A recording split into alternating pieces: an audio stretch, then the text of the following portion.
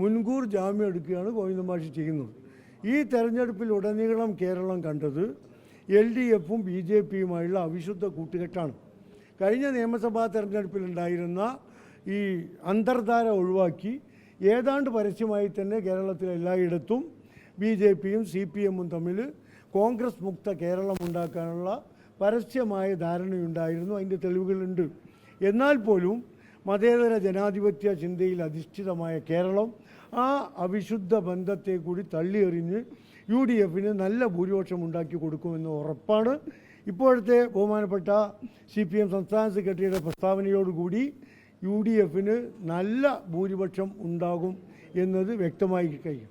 കുറ്റ്യാടി മേഖലയിൽ BJP പുറത്താക്കപ്പെട്ട വിമതരാണ് ഈ ആരോപണം ആദ്യം ഉന്നയിക്കുന്നത്. അതായത് UDFുമായി ധാരണ ഉണ്ടാക്കാനുള്ള നേതൃത്വത്തിന്റെ തീരുമാനം, ജില്ലാ തലത്തിലെ തീരുമാനങ്ങൾ തള്ളിയതുകൊണ്ടാണ് ഞങ്ങളെ പുറത്താക്കിയത്. അതിന് പിന്നാലെയാണ് ഗോവിന്ദൻ മാഷിന്റെ ആരോപണം വരുന്നത്. അല്ല, ഒരു പാർട്ടിയിൽ നിന്ന് പുറത്താക്കുന്നവർ സ്വാഭാവികമായി ആ പാർട്ടിക്കെതിരെ വ്യാജ ആരോപണം ഉന്നയിക്കുമല്ലോ. അതാണ് നമ്മൾ കാണുന്നത്.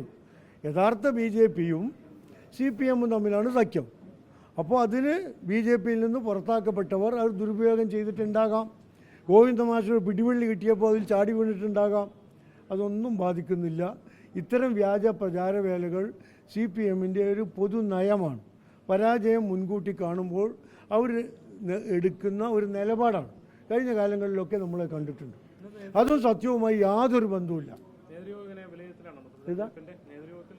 അതെ, തെരഞ്ഞെടുപ്പ് കഴിഞ്ഞതിന് ശേഷം ഇന്ന് യോഗം ചേരുകയാണ്. കാരണം ബഹുമാനപ്പെട്ട തങ്ങളും കുഞ്ഞാലി സാഹിബൊക്കെ തമിഴ്നാട് ഇലക്ഷനൊക്കെ ആയിട്ട് ബന്ധപ്പെട്ട് തിരക്കിലായിരുന്നു. ആ പോളിംഗ് 23-ാം തീയതി കഴിഞ്ഞതിന് ശേഷമാണ് ഇന്നിപ്പോൾ നമ്മൾ യോഗം വെച്ചത്.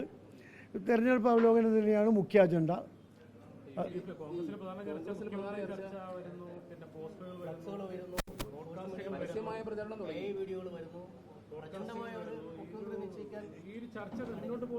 അല്ല, ഈ മുഖ്യമന്ത്രിയെ നിശ്ചയിക്കാൻ ജനങ്ങൾ ചുമതലപ്പെടുത്തിയ ഒരു മുന്നണി എന്ന നിലക്ക് മുഖ്യമന്ത്രിയെക്കുറിച്ച് ഞങ്ങളല്ലേ ചർച്ച ചെയ്യേണ്ടത്.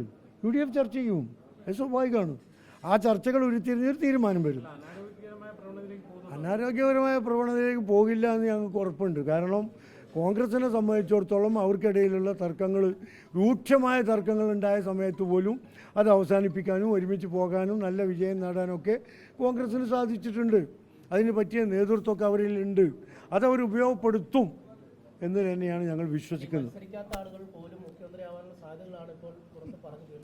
എന്താ ഇപ്പോൾ ചെയ്യുക? ഞാനും ഷായും CPയും ഒക്കെ അതിന് അർഹരാണ്. പക്ഷെ ഞങ്ങളൊന്നും അതിന് തയ്യാറല്ല.